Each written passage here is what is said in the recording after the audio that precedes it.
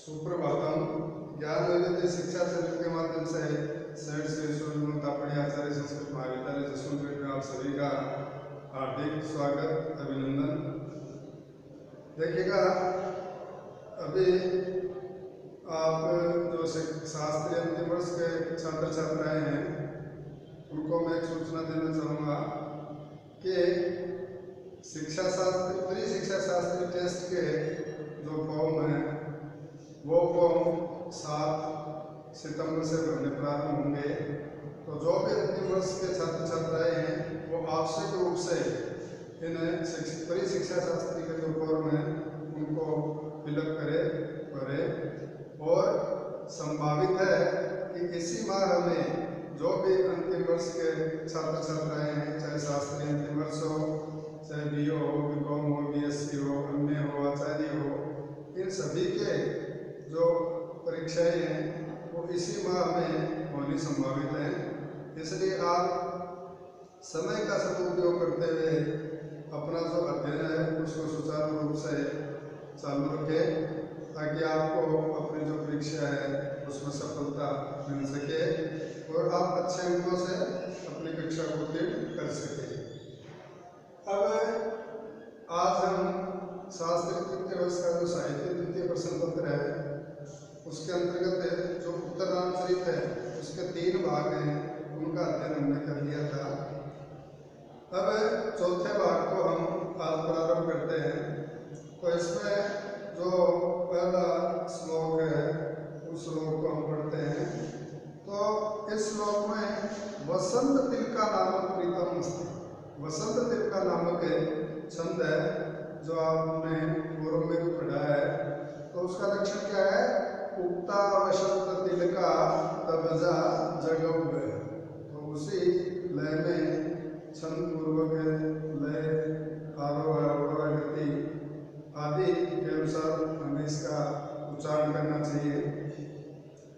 तो कहते हैं स्नेहा समाजयितुं दिनानि मुनि नित्योत्सवे न जनकोद्गतो विदेहा देव्यास्ततो विमनस परिसंतनाय धर्मासनाद विशति वासगृहं नरेन्द्र। देखिएगा, यहाँ पर क्या कर रहे हैं कि स्नेहात् संभाजयितुं, कह रहे हैं कि अत्यधिक स्नेह होने के कारण, प्रेम होने के कारण सभाजयितुं, और उसी प्रेम के कारण अभिनंदन करने के लिए एक मुनि आकर के इतने दिनानि उत्सवेन, दिनों को उत्सव के रूप में नित्वा बिता करके जनक अद्य विदेहा गत, राजा जो जनक हैं वो आज विदेह को चले गए हैं। ततः विमनस है, और उनके चले जाने के कारण विमनस दिव्या, जो देवी सीता है वो दुखी मन वाली हो गई है। यानी अपने पिता के जाने के बाद उसका जो मन है वो दुखी है। परिसंपनाय नरेंद्र है, और उन सीता को सांत्वना देने के लिए भगवान जो श्री राम है, यानी अभी जो अयोध्या के राजा है, धर्मासनात् वासगृहम्।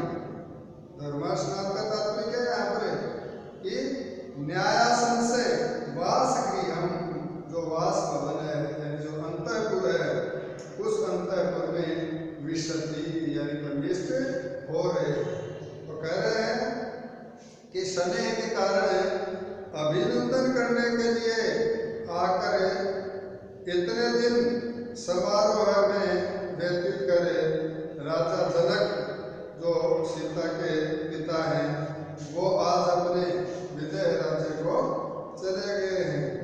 इसलिए देवी जो सीता है वो बहुत दुखी है, और उस दुखी सीता को सांत्वना प्रदान करने के लिए, सांत्वना देने के लिए महाराज जो राम है वो न्यायासन से निवास स्थान जो अंतःपुर है उसमें प्रविष्ट हो रहे हैं। जा रहे हैं।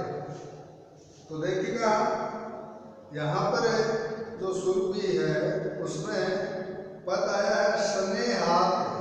तो यहाँ पर क्या कर रहे हैं कि यह जो पद है ये अत्यंत व्यंजक है। तो सीता जो है वो राजा जो जनक हैं उनकी लाडली पुत्री है। राम का यहाँ पर राज्याभिषेक हुआ है जिसमें वो उनके पिता जनक हैं वो भी आए थे। अतः स्नेह के कारण अभिनंदन के लिए जनक का आना यहाँ पर स्वाभाविक बताया गया है। दूसरा पद यहाँ पर आया है विदेहान। तो इसमें क्या कह रहे हैं कि यह जो विदेह जनपद था ये जो मगध राज्य था उस मगध राज्य के उत्तर और पश्चिम जो भाग है उसमें स्थित था। और इसमें नेपाल जो देश है उसका भी कुछ भाग है वो सम्मिलित था। और आज वर्तमान में जब हम देखते हैं कि ये कहाँ था तो बिहार का जो दरभंगा जिला है वो पूरा आता है इसमें। इस राज्य के संस्थापक राजा निमि थे और सीता जनक की औरस पुत्री थी। औरस पुत्री का तात्पर्य क्या है कि जो स्वयं की पत्नी के कोख से जन्म नहीं देती है उसे औरस पुत्री कहा जाता है। आगे फिर हम देखते हैं इति निष्क्रांत यह कह करके वो वहां से निकल जाते हैं। इति प्रस्तावना और इस प्रकार से नाटक की जो प्रस्तावना है वो समाप्त हो जाती है। अब प्रस्तावना को आमुख भी कहा जाता है। प्रस्तावना का जो दूसरा नाम है एक उपनाम है वो क्या है आमुख है। और प्रस्तावना जो है वो नाटक के उस प्रारंभिक भाग को कहा जाता है जहां नटी विदूषक या नट सूत्रधार के साथ वार्तालाप करते हैं जिसमें भविष्य में आने वाले जो विषय होते हैं उन विषयों की सूचना दी जाती है।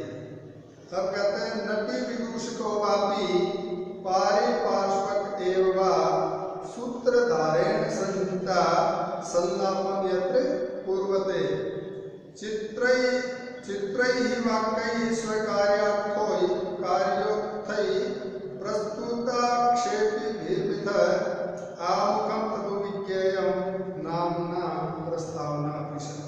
क्या कह रहे हैं कि यहाँ पर जो प्रस्तावना है उसके प्रकार बताए गए हैं। तो हम देखते हैं कि प्रस्तावना के मुख्य रूप से 5 प्रकार होते हैं। उनमें पहला होता है उद्घात्यक, दूसरा है कथोद्गार, तीसरा है प्रयोगातिशय, चौथा है प्रवर्तक और पांचवा जो है वो अवगलित है। तो आगे हम देखते हैं ततः प्रविश्य उपविष्टो राम सीता च। उसके बाद में राम और सीता तत्पश्चात बैठे हुए राम और सीता हैं वो वहां पर प्रवेश करते हैं। राम कहते हैं देवी वेदेहि कि हे देवी सीते विश्वसी तुम विश्वास करो ते ही गुरुओं न शक्नुवन्ति विहातुम अस्मान कि जनक आदि जो गुरुजन हम लोगों को नहीं छोड़ सकते। भाई वो तो अभी जब कार्य की समाप्ति हो गई राज्याभिषेक आदि का कार्य हो गया तो वो अपने अपने राज्य की ओर गए हैं या अपने अपने जो ऋषि मुनि वो अपने आश्रमों में गए हैं। इसका तात्पर्य ये नहीं है कि वो हमें हमेशा के लिए छोड़कर चले गए हैं, हमें वो भूल गए हैं, ऐसा कुछ भी नहीं है। क्योंकि उनका जो सानिध्य और आशीर्वाद है वो यथा समय हमें मिलता रहेगा। आगे श्लोक संख्या 8 है उसमें बता रहे हैं कि किम त्व अनुष्ठान नित्यत्वं स्वातंत्र्यम् उत्कर्षति संकटा हयाति हयाति अग्निना प्रत्यवाही गृहस्थता। कह रहे किंतु परंतु अनुष्ठान नित्यत्व, अनुष्ठान की जो नित्यता है, नित्यता का तात्पर्य अग्निहोत्र आदि कार्यों की जो अनिवार्यता है, स्वातंत्र्यम, उस अनिवार्यता की जो स्वतंत्रता है, उस स्वतंत्रता को अपकर्षति यानी छीन लेती है। ही क्योंकि आहिता अग्निनाम, जो अग्निहोत्री है, उन अग्निहोत्रियों का गृहस्थता यानी जो गृहस्थ जीवन है, वो गृहस्थ जीवन है प्रत्यवाय ही संकटा, अनेक प्रकार के जो संकट होते हैं, विघ्न होते हैं, उनसे परिपूर्ण होता है। तो कह रहे हैं परंतु अग्निहोत्र आदि के अनुष्ठान की नित्यता जो है वो व्यक्ति की स्वतंत्रता को छीन लेती है, क्योंकि अग्निहोत्रियों का जो गृहस्थ जीवन है वो विघ्नों से परिपूर्ण होने के कारण अत्यधिक संकटमय होता है। आगे देखते हैं, सीता कहती है जानामि आर्यपुत्र है कि आर्यपुत्र मैं जानती हूँ, किंतु संतापकारिणो बंधु जन प्रयोग भवन्ति, परंतु जो बंधु जन होते हैं, हमारे जो सगे होते हैं, उनका जो वियोग है वो बहुत ही संतापकारी अर्थात पीड़ा प्रदान करने वाला होता है।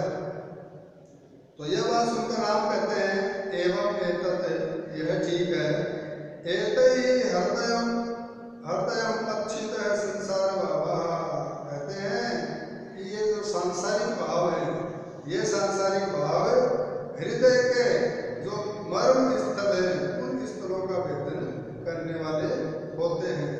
एभ्यो विभत्समानः संतज्य सर्वान् कामान् रण्ये विश्रामयन्ति मनीषिणः, कहते हैं जिनसे गणना करते हुए विद्वान लोग समस्त कामनाओं को यानी विषय आदि को छोड़कर वन में विश्राम करते हैं।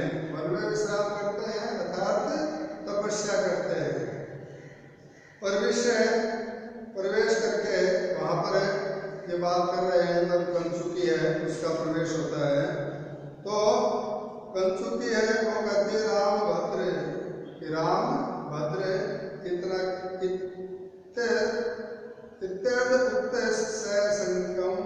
इतना कह करे वो शंका के कारण बीच में ही रुक जाती है और कहती है महाराज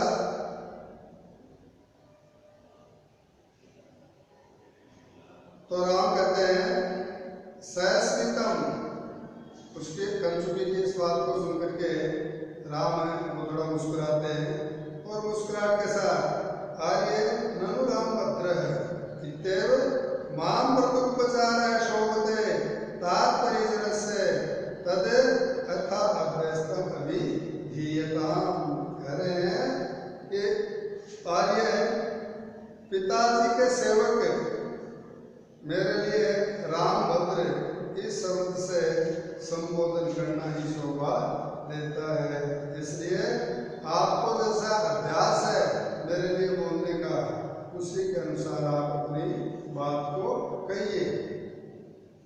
कंचुकी देव महाराज ऋष्य श्रृंग आश्रम अष्टावक्र है संप्राप्त है, कहती है कि महाराज ऋषि श्रृंग के आश्रम से अष्टावक्र आए हैं। सीता कहती है आर्य तत्व है किम विलंब कहते, तो आर्य अष्टावक्र आए हैं तो हमें उनके आदर और सत्कार में किसी भी तरह का विलंब नहीं करना चाहिए। फिर त्वरितम प्रवेश राम कहते हैं कि उन्हें शीघ्रता से प्रवेश कराओ।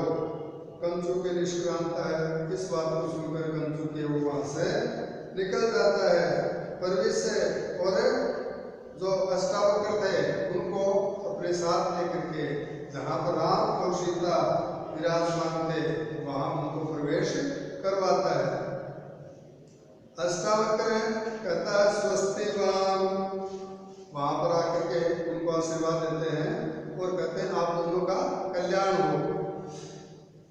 राम कहते हैं भगवान अभिवादे इतः आस्यताम, भगवान मैं आपको प्रणाम करता हूँ, आप यहाँ बैठिए।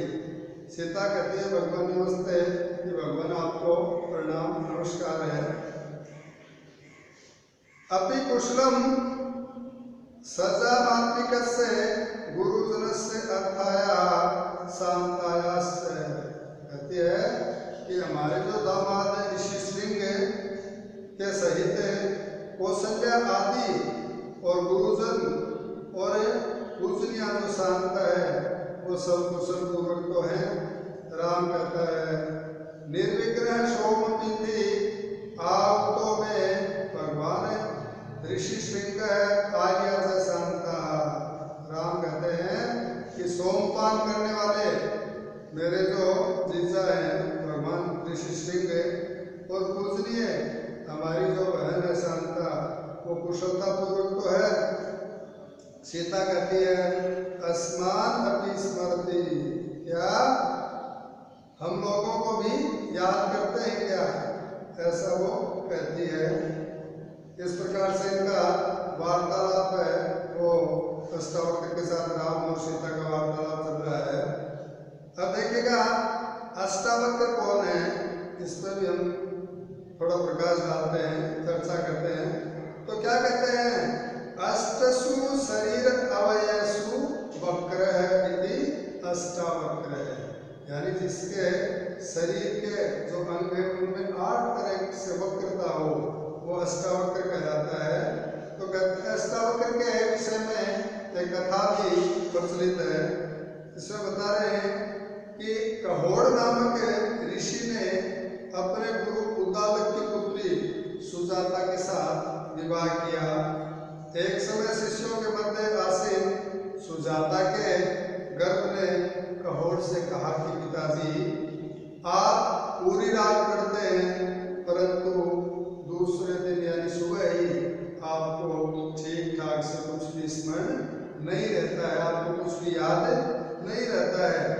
यह सुनकर के जो कहोड़ ऋषि थे उनको क्रोध आ जाता है और वो उन्हें श्राप दे देता है कि तुम अभी से इस प्रकार की, जब तुम गर्भस्थ है अभी तुम इस प्रकार की टेढ़ी मेढ़ी बातें करता है, अतः 8 अंगों से तू वक्र हो जा। इस प्रकार वह गर्भ अष्टावक्र के रूप में उत्पन्न हुआ। अष्टावक्र अत्यंत मेधावी था। राजा जनक की सभा में बंदी के द्वारा पराजित अपने पिता को शास्त्रार्थ के द्वारा मुक्त कराने के कारण उन्हें वरदान स्वरूप जो समगा नदी है उस समगा नदी में स्नान करके अष्टावक्र से वह पुनः एक सामान्य और साधारण व्यक्ति की तरह सीधे हो गए। ये अष्टावक्र से जुड़ी हुई कथा है, कहानी है एक। आगे हम देखते हैं इसमें तो अष्टावक्र है वो उपविष्ट से बैठ करके अथ की और क्या कहते हैं देवी कि हे देवी सीता कुलगुरु भगवान वशिष्ठ स्वाम इदम है। कुलगुरु भगवान जो वशिष्ठ हैं उन्होंने आपके लिए यह कहा है। क्या कहा देखिएगा, इसमें वसंत का छंद है श्लोक संख्या 9। विश्वम्भरा भगवती भवती वशुत राजा प्रजापति समो जनक पिता ते तेषां वधूस्त्वमसि नन्दनि पार्थिवानां येषां कुलेषु सविता च गुरुर्वयं च। कह रहे हैं कि हे नंदिनी भगवती की हे सौभाग्यवती भगवती सीता, विश्वम्भरा भवती जो पृथ्वी है उस पृथ्वी ने आपको अशुद्ध यानी उत्पन्न किया है, जन्म दिया है। राजा जनक है देवता और राजा जो जनक है वो तुम्हारे पिता है। तुम तेषां पार्थिवानाम, तुम उन राजाओं की वधू असी, कुल वधू हो। येषां कुलेषु, जिनके कुल में सविता गुरु, जिनके कुल के तो गुरु वो कौन है, सूर्य है। वयम से और हम लोग गुरु है, गुरुजन है। क्या कहते हैं सीता को संबोधित करते हुए अष्टावक्र कहते हैं कि तुम्हारे लिए जो गुरु वशिष्ठ हैं उन्होंने ये कहा है कि हे सौभाग्यवती सीते, भगवती जो पृथ्वी है उसने आपको जन्म दिया है या उत्पन्न किया है। प्रजापति के समान राजा जनक हैं, वो आपके पिता हैं और आप उन राजाओं की कुलवधु हैं जिनके वंश में सूर्य और हम गुरुजन हैं। तो इस प्रकार से वो अष्टावक्र हैं, वो सीता को गुरु वशिष्ठ के द्वारा किया गया प्रेषित संदेश था, वो बताते हैं। उसके बाद में हम आगे देखते हैं, कहते हैं तत्किम अन्य आशा है केवल वीर परशुआ भूया। इसलिए हम और क्या आशीर्वाद दें, तुम वीर पुत्र को जन्म देने वाली बनो। राम कहते हैं अनुग्रहिता अनुग्रहिता स्म है, हम लोग तो आपके आशीर्वाद से अनुग्रहित हो गए। फिर क्या कहते हैं श्लोक संख्या 10 में, लौकिका नाम ही साधु नाम अर्थम वाग अनुवर्तते ऋषिणाम पुनराद्या नाम वाचम अर्थो अनुधावती। कहते हैं कि लौकिका नाम साधु नाम, ये जो लौकिक संसार है इसमें लौकिक साधु नाम जो सत्पुरुष है उन सत्पुरुषों की वाक अर्थम अनुवर्तते, जो वाणी है वो अर्थ के पीछे चलती है। फिर यह निश्चित है कि पुनः आद्या नाम, परंतु आते हैं प्राचीन ऋषि नाम वाचम, प्राचीन जो ऋषि थे उन ऋषियों की जो वाणी है उस वाणी के अर्थ अनुदाती, अर्थ के पीछे चलता है। तो कहते हैं लौकिक सत्पुरुषों की वाणी अर्थ के पीछे चलती है, परंतु पुरातन ऋषियों की वाणी के पीछे अर्थ स्वयं चलता है। इस प्रकार की जो बात है वो यहाँ पर कह रहे हैं। आगे अष्टावक्र जो है वो क्या कहते हैं देखिएगा। अष्टावक्र कहते हैं इदम च भगवत्या अरुंधत्या देवी की शांतया च भूयो भूय संतिष्ठम। कह रहे हैं कि भगवती अरुंधति कौशल्या आदि जो रानियां हैं महारानियां हैं एवं शांता ने शांता च भूयो भूयो संतिष्ठम, और आपकी जो बहन है शांता उसने पुनः पुनः यह संदेश कहा है कि कश्चित गर्भ दोह दो भवते भवते अस्याः सो अयम अवश्यम चिरान मानयितव्यम इति। कहा है कि गर्भिणी अवस्था में जो सीता है उस सीता जी की जो इच्छा हो वह अवश्य ही शीघ्र पूर्ण की जानी चाहिए, क्योंकि सीता भी गर्भावस्था में है। तो राम की जो माताएं हैं, राम की जो बहन है, उन्होंने अष्टावक्र के साथ संदेश भेजा है कि इस अवस्था में जो भी सीता की इच्छाएं हो वो राम के द्वारा पूरी की जाए। राम कहते हैं क्रियते यद ऐसा कथयति, कहता है राम कहते हैं उनकी बात को सुनकर यदि यह कहती है, यानी जिस कार्य के लिए कहती है वो कार्य मैं करता हूँ। अष्टावक्र कहते हैं ननादु पत्या च देव्या संदिष्टम, ननद के पति यानी ऋषि स्वयं ने महारानी जो सीता है उनके लिए संदेश दिया है, वत्से कठोर गर्भवती न आनितासी, तुम पूर्ण गर्भ वाली हो, इसलिए तुम्हें मेरा जो आश्रम है उस आश्रम में होने वाला जो यज्ञ है उस यज्ञ में तुम गर्भवती होने के कारण तुम्हें नहीं बुलाया गया है। वत्सो भी राम भद्रस्थ विनोदार्थम एवं स्थापित है, और वत्स राम है उसको भी तुम्हारा मनोविनोद करने के लिए तुम्हारे पास छोड़ा या रखा है। तत् पुत्र पूर्णोत संगम आयुष्मतिम द्रक्ष्यामः इति, इस कारण से पुत्र से भरी गोद वाली आयुष्मति तुमको बाद में हम देखेंगे। तो राम सहर्ष लज्जा स्मितम, ये बात सुन करके राम उनको खुशी भी होती है, लज्जा भी आती है और मुस्कुराहट के साथ तथास्तु वैसा ही हो। भगवता वशिष्ठ न किंचित आदिष्टो अस्मि। फिर कहते हैं भगवान वशिष्ठ ने तो मुझे कोई आदेश नहीं दिया है। तो अष्टावक्र कहते हैं सुनिएता, तो सुनिए। अब देखिएगा आगे जो श्लोक संख्या 11 से 11 है उसमें जो छंद है वो इंद्रवज्रा छंद है। तो इसका उच्चारण हम कैसे करते हैं वो देखिएगा। जामात्रियज्ञेन वयं निरुदास्तं बालएवासीन वंश राज्यं युक्त प्रजानाम् अनुरञ्जने स्यात् तस्मादसो ये परमं धनं वै। कहते हैं कि अष्टावक्र कहते हैं सुनिएगा कि उन्होंने आपको क्या आदेश दिया है भगवान वशिष्ठ ने। वयम जामात्री यज्ञन, उन्होंने कहा है कि हम लोग तो जो दामाद ऋषि श्रृंग हैं उनके यज्ञ से निरुद्ध, यानी उनके यज्ञ के कारण उनके आश्रम में रुके हुए हैं। त्वम बालः एव असि, तुम बालक ही हो। राज्यं च नवम, और तुम्हारा जो राज्य है वो भी नया है। प्रजानाम अनुरंजने, इसलिए तुम प्रजा को प्रसन्न करने में युक्त है, तत्पर रहो। तस्मात ऐसा है, उससे क्या होगा कि तुम्हारा जो यश कीर्ति है वह आप लोगों का परम धनम, श्रेष्ठ धन है। कहते हैं कि हम लोग दामाद जो ऋषि श्रृंग हैं उनके यज्ञ में रुके हुए हैं। तुम बालक ही हो और तुम्हारा जो राज्य है वो भी नया है, इसलिए तुम अहर्निशम अपनी प्रजा को प्रसन्न करने के लिए तत्पर रहो, कार्य करते रहो। उससे तो यश होगा, वही तुम्हारा सबसे सर्वश्रेष्ठ धन है। तो आगे जैसा कि आपको मैंने बताया कि श्लोक संख्या 11 में इंद्रवज्रा छंद है, तो उसका लक्षण देखते हैं।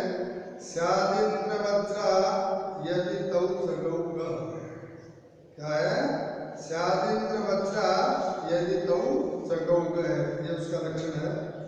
आगे फिर राम कहते हैं यथा सम आदिशति भगवान नेत्रावरुणी, के भगवान वशिष्ठ ने जैसी आज्ञा देते हैं तो क्या कहते हैं श्लोक संख्या 12 में। स्नेहम दया च सौख्यम च यदि वा जानकीमपि आराधनाय लोकस्य मुंचतो नास्ति में व्यथा। कह रहे हैं कि लोकस्य आराधनाय, ये जो मेरे राज्य की प्रजा है उस प्रजा के अनुरंजन के लिए स्नेहम दया सौख्यम च, स्नेह दया और सुख, यदि वा जानकीम, अथवा जो सीता है उस सीता को अभी भी मुंचत है छोड़ते हुए मैं व्यथा नस्ती, मुझे दुख नहीं है। कह रहे हैं कि प्रजा के अनुरंजन के लिए यानी स्नेह के लिए, प्रेम के लिए दया और सुख अथवा सीता को भी छोड़ते हुए मुझे दुख नहीं है। फिर सीता कहती है कि अतः एव राघव धुरंधर आर्य पुत्र है, इसलिए जो आर्य पुत्र राम है वो रघुवंश के जो राजा हैं उन्हें राजाओं में धुरंधर है। तो राम कहते हैं कह वो अत्र वो विश्राम में ताम अष्टावक्र है। अरे यहाँ द्वार को कौन है? अष्टावक्र को विश्राम कराओ, यानी विश्राम के लिए ले जाओ। अष्टावक्र उत्थान परिक्रम में से अष्टावक्र अपने स्थान से उठते हैं और घूम करके अरे कुमार लक्ष्मण प्राप्त है, अरे कुमार लक्ष्मण आ गए हैं, इतनी निष्क्रांत है, ये कहकर वो वहां से विश्राम के लिए प्रस्थान कर जाते हैं। प्रवेश फिर उसके बाद में जो लक्ष्मण है उनका प्रवेश होता है। लक्ष्मण क्या कहता है? जयति जयति जयत आर्य आर्य, ये जय हो, आर्य की जय हो। आर्य अर्जुन चित्र करें अस्मत् ऊपरी दृष्ट आर्य से चरितम अश्याम विख्याम अभिलिखितम त्वत्पश्यत्व आर्य है। आर्य अर्जुन नामक जो चित्रकार है उस चित्रकार ने हमारे द्वारा बताए गए आपके चरित्र को इस चित्र मिथिका पर चित्रित किया है।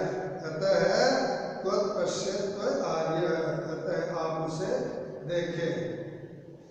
इसके बाद में राम कहते हैं जानासी वत्स दुर्मनाय मानानाम देवी विनोदितुम तत् कियंत अवधिम यावत।